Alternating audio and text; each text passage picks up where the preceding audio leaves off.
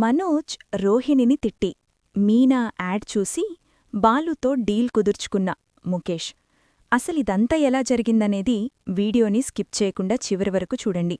గుండె నిండా గుడిగంటలు అప్కమింగ్ ఎపిసోడ్స్లో ఏం జరగబోతుందో ముందుగా తెలుసుకోవాలి అనుకుంటే వీడియోని లైక్ చేసి ఛానల్ని సబ్స్క్రైబ్ చేసుకుని పక్కనే ఉన్న బెల్ సింబల్లో ఆల్ పై క్లిక్ చేయండి. మొత్తం మీద చూసుకున్నట్లయితే గనక ఇంక ప్రభావతికి శివ గురించి లాయరిచ్చిన 2 లక్షలైతే కామాక్షి ఇంట్లో రోహిణి విద్య కలిసి అయితే దొంగతనం చేస్తారు. ఎందుకంటే గుణ ప్రాబ్లంని దినేష్ ప్రాబ్లంని క్లియర్ చేసుకోవడం కోసం ఇంకా డబ్బులు తీసుకువెళ్లి ఇస్తుంది రోహిణి అయితే. ఇంకిచ్చిన తర్వాత వాడు కనిపించడానికి చెప్తారుగాని వాళ్ళిద్దరూ ఆ డబ్బును పంచుకొని మళ్ళీ రోహిణి దగ్గర ఇలాగే డబ్బులు లాక్కోవాలి అన్న ప్లాన్ అయితే వేసుకుంటారిద్దరు. ఇంకిక్కడ మీనా పెళ్లిళ్లకి ఫంక్షన్లకి డెకరేషన్ చేయడం కోసం 2 డెమోలనైతే రెడీ చేస్తుంది. అంటే చిన్నవి రెడీ చేసి అది కాస్త బాలుకి చూపించేసరికి బాలు చాలా ఎగ్జైట్మెంట్ ఫీలవుతాడు, చాలా సంతోషపడిపోతాడు. మీనా నువ్వేనా అంటూ బాలు అనేసరికి అవునండి నేనే, నీలో ఇంత టాలెంటుందా అని బాలు అనగానే ఏదో కొద్దిగా నేనీ పెళ్లికి ముందు కూడా ఇలా చేశానండి, ఒక వీడియోలో చూసి ఇలా చేస్తే బావుంటుంది అన్న ఉద్దేశంతోనే చేశాను అంటూ మీనా చెప్పేసేసరికి బాలు చాలా సంతోషపడుతూ అవి 4 ఫోటోలు తీసుకొని మాకు తెలిసిన వాళ్లందరికీ పంపిస్తాను అని బాలు అంటాడు. అనేసరికి ఈలోపు శృతి రావడం, దానికొక వెబ్సైట్ క్రియేట్ చేసి చక్కగా అందులో పోస్ట్ పెడితే మరికొంతమంది చెక్ చేసుకుని నీకు ఆర్డర్లిస్తారు మీనా అని చెప్పి శృతి సలహా ఇవ్వడంతో మీనా అయితే చక్కగా రెడీ చేసి తీసుకొచ్చి తనతో పాటు వీడియో తీసి ఆ ఫొటోస్ పక్కన కూడా మీనాని నిలబెట్టి, అంటే తన ప్రమోషన్స్ తన చేతే చేయించాలన్న ఉద్దేశం శృతికుంటుంది. ఎందుకంటే రేపన్న చోటన మీనా ఇలాంటి వాళ్లని కలవాలంటే కొంచెం ధైర్యంగా మాట్లాడాలి కదా అన్న ఉద్దేశంతో శృతి ఆలోచించి మీనానైతే బాగా రెడీ చేసి కిందకి తీసుకొచ్చి చక్కగా అవన్నీ వీడియోలు తీసుకుంటారు. వీడియోలు తీసుకునేసరికి ఇంకవన్నీ కూడా అప్లోడ్ చేసి ఇక మీదట నీకు ఆర్డర్లొస్తాయి మీనా, రెడీగా ఉండు అని శృతి వెళ్ళిపోతుంది. ప్రభావతి వచ్చి కొంచెం గొడవ చేస్తుంది. అంటే మీనా గెటప్ కాకుండా వేరే మోడల్లా ఉండేసరికి ఎవరితోటో ఉంటున్నాడని ప్రభావతి కొంచెం హడావిడి చేసేసరికి మొత్తానికి మీనా అని తెలుసుకొని అక్కడ్నుంచి వెళ్ళిపోతుంది. ఇంకిదెలా ఉండగా ముఖేషు వస్తువులు అంటే డీలర్షిప్ చేశారు కదా వీళ్ళిద్దరూ, వస్తువులు పంపిస్తున్నాను అనేసరికి చాలా సంతోషపడిపోతాడు మనోజ్. ఇంకా ఆర్డర్స్ వస్తాయి, కానీ మనోజ్ వాటిని సేల్ చేయలేకపోతాడు. ఇంత టార్గెట్ ఇచ్చి అంటే ఒకళ్లతో డీల్ కుదుర్చుకుంటే వాళ్లకంటూ ఒక టార్గెట్ ఉంటుంది కదా, సో ఆ ఉద్దేశంతో ఇలా టార్గెట్ ఇచ్చి ఈ రకంగా చెయ్యాలి అని ముఖేష్ ఎప్పటికప్పుడు మనోజ్కి గైడెన్స్ ఇస్తూనే ఉంటాడు. కానీ మనోజ్కి కొంచెం బద్ధకం కదా, తనిచ్చిన గైడెన్స్ ప్రకారం మనోజ్ చేయలేకపోతుంటాడు. అనుకున్న దానికంటే ఎక్కువ సేల్ చేయలేక ఇంక డీలా పడిపోతాడు మనోజ్.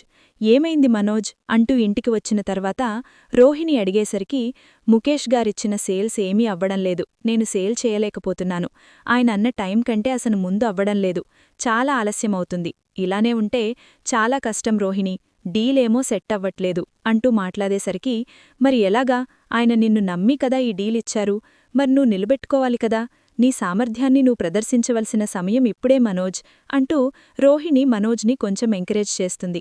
ఏమో రోహిణి నా వల్ల కావడంలేదు అంటూ మనోజ్ అనడం, లేదు నీ వల్ల అవుతుంది అంటూ రోహిణి అనడం, ఇంక వీళ్ళిద్దరూ డిస్కషన్ ఇలానే జరుగుతూ ఉండగా అదే సమయంలో ముఖేష్ ఫోన్ చేస్తాడు. ముఖేష్ గారే కాల్ చేస్తున్నారు అనేసరికి ఫోన్ లిఫ్ట్ చేసి మాట్లాడు, ఎందుకు భయపడుతున్నావు అంటూ రోహిణి సలహా ఇవ్వడంతో ఇంక సరే అని చెప్పి ఓపెన్ చేసి అంటే కాల్ లిఫ్ట్ చేసి చూస్తాడు. చూసి మాట్లాడతాడు, ఏంటి మనోజ్, ఏంటి నువ్వు చాలా గొప్పగా సేల్ చేస్తావు, గొప్పవాడివవుతావు అన్న ఉద్దేశంతో మీ నాన్నని మీ తమ్ముణ్ణి నమ్మి నీకీ డీలిచ్చాను, నువ్వేంటి అనుకున్న టార్గెట్ కంటే అస్సలు రీచ్ చేయలేకపోతున్నావు, ఇలా అయితే చాలా కష్టం మనోజ్, మనకనుకున్న డీల్ ప్రకారం మనం అనుకున్నట్టుగానే సేల్ చేయాలి కదా, ఏదోకటి చేసి సేల్ చేయాలి, వచ్చిన కస్టమర్ ఎప్పుడూ కూడా వెనక్కి వెళ్ళిపోకూడదు, తను వచ్చాడంటే ఒక వస్తువును కొనడానికి వచ్చిన కస్టమర్ మరొకటి తీసుకొని వెళ్లేటట్టుగా తన్ని కన్విన్స్ చేసి మాట్లాడాలే తప్ప ఆ వస్తువు కూడా కొనకుండానే తను వెళ్ళిపోయేటట్టుగా ఎప్పుడూ మనం ప్రదర్శించకూడదు, మన తెలివితేటలతో సేల్స్ని ఇంకా పెంచుకోవాలి మనోజ్, నీకా తెలివితేటల్లేవా అనగానే అది కాదండి నాకా తెలివితేటలున్నాయి అని చెప్పి ఇంక మనోజ్ అయితే ముఖేష్తో అంటాడు. ఇంక ముఖేష్ అయితే తెలివితేటలుంటే చూపించాలి కదా, ఉన్నాయి అంటే సరిపోతుందా, చూపించాలి కదా, చూపిస్తాను కదా నీకు తెలివితేటలున్నవి లేనిది తెలిసేది అంటూ ఇంక మనోజు ఇటు ముఖేష్ల మధ్య డిస్కషన్ జరుగుతూ ఉంటుంది. రోహిణి ఉందా అక్కడ అని చెప్పాను గాని ఉంది సార్ అనగానే స్పీకర్ ఆన్ చేయి అనేసరికి ఏంటమ్మా రోహిణి ఏంటిదంతా ఇలా నేను మీకు డీల్ చేసేది ఒక్కటి కూడా సేల్ కావడం లేదు. నేనిచ్చిన స్టాక్లో అసలు ఒక్కటైనా సేల్ అయిందా? అవ్వలేదు కదా. మరి అవ్వకుండా ఏంటిదంతా? ఏం చేస్తున్నారు? బిజినెస్ చేసే ఉద్దేశముందా మీకు? డీలర్షిప్ ఇచ్చిన తర్వాత మీరిలా ఉంటే ఎలా కుదురుతుంది? మీ సామర్థ్యాన్ని మీరు ప్రదర్శించాలి కదా అంటూ ఇంక ముఖేష్ అనేసరికి లేదు సార్, ఈసారి ఖచ్చితంగా మీరనుకున్న దానికంటే ముందే సేలిచ్చేస్తాను సార్. ప్లీజ్ సార్ నన్ను అర్థం చేసుకోండి అని చెప్పి ఇంక అనేసరికి సరే ఆ కార్ని కూడా అక్కడే ఉంచు, డీల్ అయిన తర్వాత అప్పుడు చూద్దాం. నువ్వు డీల్ చక్కగా చేస్తావేమో అని చెప్పి నీకు కార్ గిఫ్ట్గా ఇద్దామని తీసుకొచ్చాను. ఎందుకులే కార్ని తీసుకొని వెళ్ళిపోతున్నాను అని చెప్పి డ్రైవర్ అని కార్ని తీసుకొని వచ్చేస్తాడు. ఛా, ఇలా జరుగుతుందేంటో నాకర్థం కావట్లేదు. మనకేమో డీలర్షిప్ వచ్చింది, రాత్రి ఫోన్ చేసి అలా చివాట్లు పెట్టారు, ఉదయాన్నే ఆఫీస్కొచ్చి కారిస్తాను అని చెప్పి కారివ్వకుండా వెళ్ళిపోయారు. ఎందుకు మనోజ్ కారు వెళ్ళిపోయిందని ఫీలవుతున్నావు? మనకు ఆల్రెడీ కారుంది. పైగా మనమిలాంటి డీలర్షిప్లో ఈయనతో ఉంటే మనకి ఇంకా మంచి అవకాశాలొస్తాయి మనోజ్. అది నువ్వు దృష్టిలో పెట్టుకొని నువ్వు ఏదోకటి చెయ్యి మనోజ్, ఇలా మాత్రం ఉండద్దు, కొంచెం దీనిమీద దృష్టి సారించు అని చెప్పి రోహిణి కాస్త పార్లర్కి వెళ్ళిపోతుంది. ఛా, నేను ఎంత చేస్తున్నాగాని సేల్స్ ఎందుకు కావట్లేదు అని మనోజ్ కాస్త టెన్షన్ పడుతూ ఉంటాడు. ముఖేషు ఒక నెల రోజులు గడివిస్తాడు. నెల రోజుల్లో వీడి దురదృష్టమో అదృష్టమో తెలీదు కాని ముఖేష్ పంపించిన ఐటమ్స్లో హాఫ్ ఐటమ్స్ కూడా సేల్ కావు. సేల్ కాకపోయేసరికి ఇంక ముఖేష్కి చాలా కోపం వస్తుంది. సరే మనోజ్, నేను ఈవినింగ్ వస్తున్నాను, రోహిణిని కూడా అక్కడికి రమ్మని చెప్పు, నేను మీ ఇద్దరితో మాట్లాడాలి అని ముఖేష్ కాస్త ఫోన్ పెట్టేస్తాడు. సార్, ఫోన్లో మాట్లాడితేనే చాలా కోపంగా మాట్లాడతారు, అలాంటిదిప్పుడు డైరెక్ట్ వస్తున్నారు అంటే పరిస్థితేంటి? ఇప్పుడు డైరెక్ట్ ఇక్కడికి వచ్చాక ఏం మాట్లాడతారో ఏంటో అని టెన్షన్ పడుతూ ఉంటారు. టెన్షన్ పడుతూ ఉండేసరికి రోహిణి కూడా విషయం చెప్పడంతో రోహిణి కూడా సాయంత్రం ఆయన ముఖేష్ గారు వస్తున్నారంట. ఆయనే మరి ఏం చేస్తారో ఏంటో, ఆయన వచ్చాక మాట్లాడదామంటున్నారు. ఏంటో అర్థం కావట్లేదు అనేసరికి సరే అయితే పద, నేనొస్తాన్లే మనోజ్, నేను మాట్లాడతాను ఆయనతోటి అని చెప్పి రోహిణి అయితే చెప్తుంది. చెప్పేసేసరికి ఇద్దరు కూడా వెయిట్ చేస్తూ ఉంటారు. ముఖేష్ రాని వస్తాడు. రావడంతోటే ఏంటసలు మీరేం చేస్తున్నారు అని చెప్పి మాట్లాడుతుండగానే సార్ 1 మినిట్ అని చెప్పి పక్కకు పిలుస్తాడు. ఏంటి వాళ్లతో మాట్లాడుతుండగా ఒకసారి ఇది చూడండి సార్, ఈ వెబ్సైట్ చూడండి, ఈ వెబ్సైట్లో ఇవి బాగా హల్చలవుతున్నాయి అనగానే ఏంటివి అనగానే ఇతను బాలు వాళ్ల వైఫ్ కదా? అవునవును సార్, బాలు వాళ్ల వైఫే.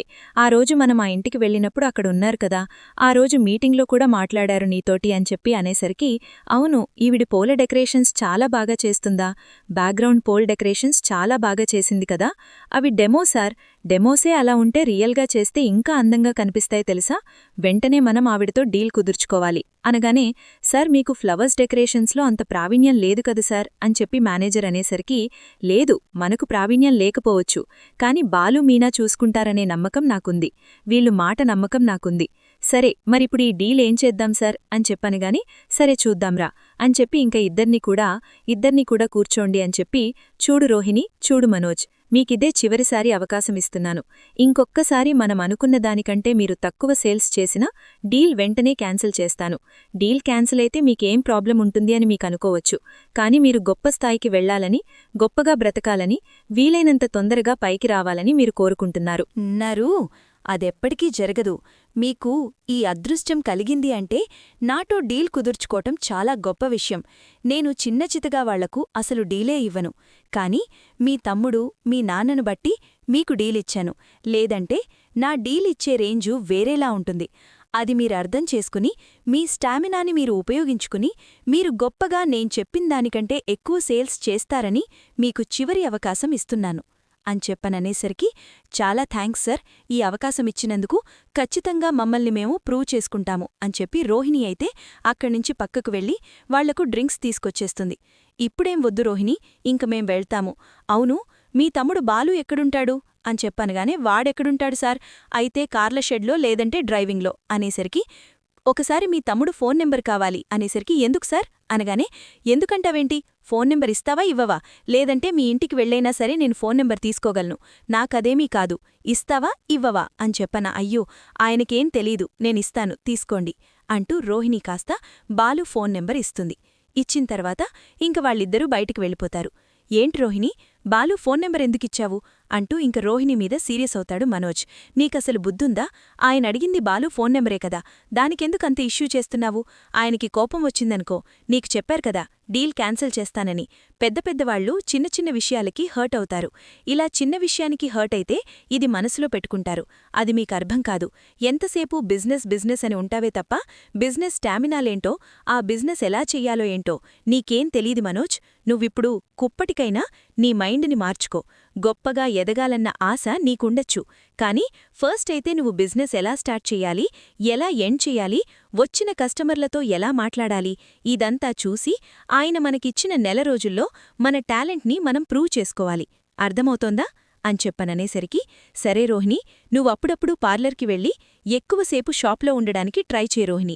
నువ్వు షాప్లో ఉండడం లేదు, ఈ మధ్య తెగ తిరుగుతున్నావు అనగానే, కొన్ని ప్రాబ్లమ్స్ ఉంటాయి కదా మనోజ్, ప్రాబ్లం లేకుండా ఎవరికుంటుంది అని మనోజు రోహిణి ఇద్దరూ కూడా మాట్లాడుకుని, సర్లే నేను వీలైనంత తొందరగానే షాప్కి వస్తాను, ఈలోపు వచ్చిన కస్టమర్ని మాత్రం ఎట్టి పరిస్థితుల్లోనూ మిస్ కాకుండా చూసుకో అని చెప్పి ఇంక రోహిణి కాస్త అక్కడ్నుంచి వెళ్ళిపోతుంది.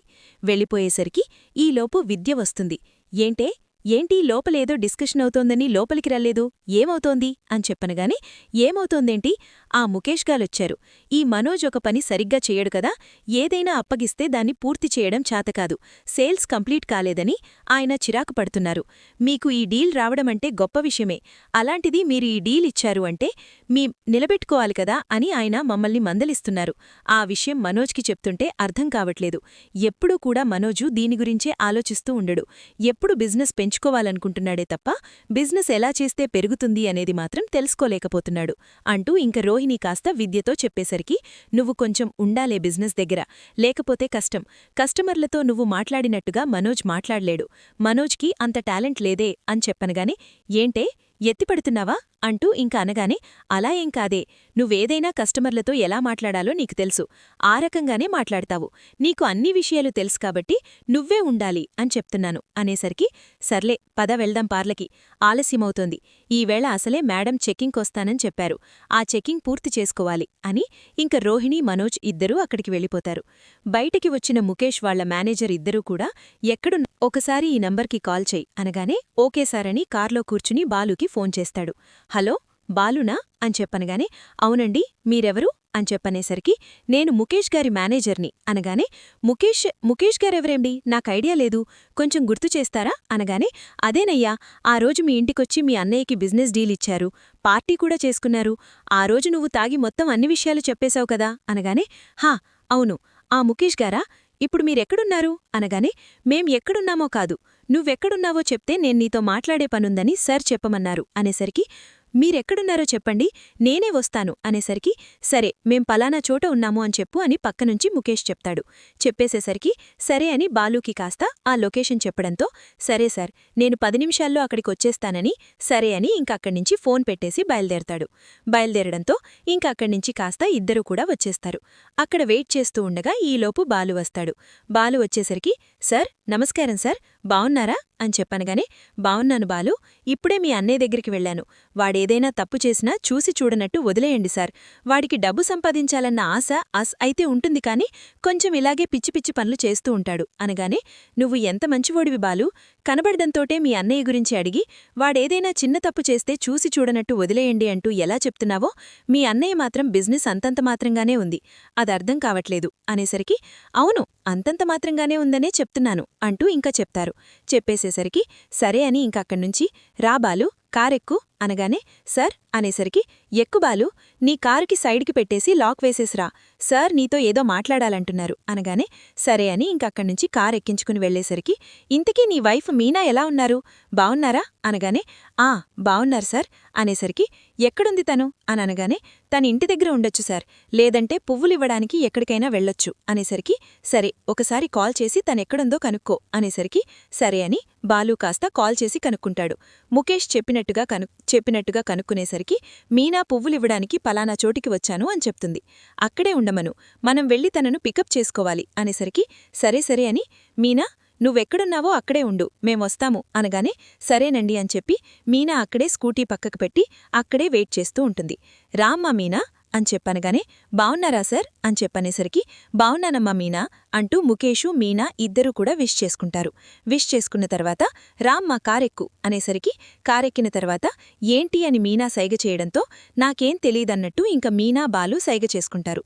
టెన్షన్ పడకండి, మిమ్మల్ని ఎక్కడికి తీసుకువెళ్లలేదు, ఏదో చిన్న డీల్ మాట్లాడదాము అన్న ఉద్దేశంతోనే మీ ఇద్దర్నీ పిలిచాను అనేసరికి డీలేంటి సార్ అనగానే మేనేజర్ ఒక రెస్టారెంట్ దగ్గరికి తీసుకెళ్ళు, అక్కడ కూర్చుని మాట్లాడుకుందాం, ఎందుకిలా కార్లో కూర్చుని మాట్లాడుకోవటం అని చెప్పననేసరికి ఓకే సార్ అని చెప్పి ఇంకక్కడ్నుంచి కాస్త ఇద్దరూ కూడా వేరే చోటికి వెళ్తారు. వేరే చోటికి వెళ్ళి మొత్తం నలుగురు ఒకచోట కూర్చుంటారు. కూర్చునేసరికి అది సారు అనగానే నేను చెప్తాను, అమ్మా మీనా, నువ్వు వెబ్సైట్లో క్రియేట్ చేసి పెట్టావు కదా డెమోవి, అవి మాకు చాలా బాగా నచ్చాయి, నువ్వు చెప్పిన పద్ధతి కూడా నచ్చాయి. డెకరేషన్స్ అన్నీ కూడా మేము మా కంపెనీ తరపున చేయించాలని అనుకుంటున్నాము.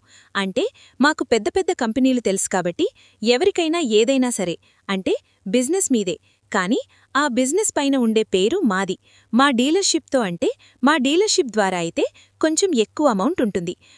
మేము కొంచెం తీసుకుని కష్టం అంతా మీదే కాబట్టి పర్సంటేజ్ మీకిస్తాము అని చెప్పననేసరికి అదీ సార్ అని చెప్పనగానే చూడమ్మ మీనా, ఇందులో నువ్వు నష్టపోయేదేమీ ఉండదు. మా ద్వారా అయితే ఎక్కువ మీకు లాభాలు వచ్చే అవకాశం ఉంటుంది. మీ ద్వారా అయితే మీరు చిన్నవాళ్లు కాబట్టి ఇంత అంతా అని బేరాలాడగం జరుగుతుంది. అదే మా ద్వారా బిజినెస్ చేశావే అనుకో, అప్పుడు చక్కగా నీకు వర్కౌట్ అవుతుందమ్మా. ఒక్కసారి ఆలోచించుకోండి మీ భార్యాభర్తలిద్దరూ అనేసరికి బాలు మీనా ఇద్దరూ మాట్లాడుకుంటారు. ఇవన్నీ శృతికే తెలుస్తాయండి, ఒక్కసారి శృతిని అడుగుదామండి అనగానే ఒక్క నిమిషం సార్ అని చెప్పి పక్కకు వెళ్ళి మీనా ఏంటి అనేసరికి ఒక ప్రాబ్లం వచ్చింది, ఇలా ముఖేష్ గారొచ్చారు, అదే ఆ రోజు మనోజు వాళ్లతో డీల్ కుదుర్చుకోడానికి వచ్చారు కదా, ఆయనొచ్చారు. ఇలా డీలు అక్క ఆఫీసు ఏంటేంటో అంటున్నారు, నాకేమీ అర్థం కావట్లేదు అనగానే ఇంతకీ మీరెక్కడున్నారు అని శృతి అడిగేసరికి మేం పలానా రెస్టారెంట్లో ఉన్నామనే, నేను రవి ఇప్పుడే బయలుదేరి వస్తా ఉండండి అని చెప్పి వీళ్ళిద్దరూ బయలుదేరి వస్తారు. వచ్చేసరికి ఏంటి సార్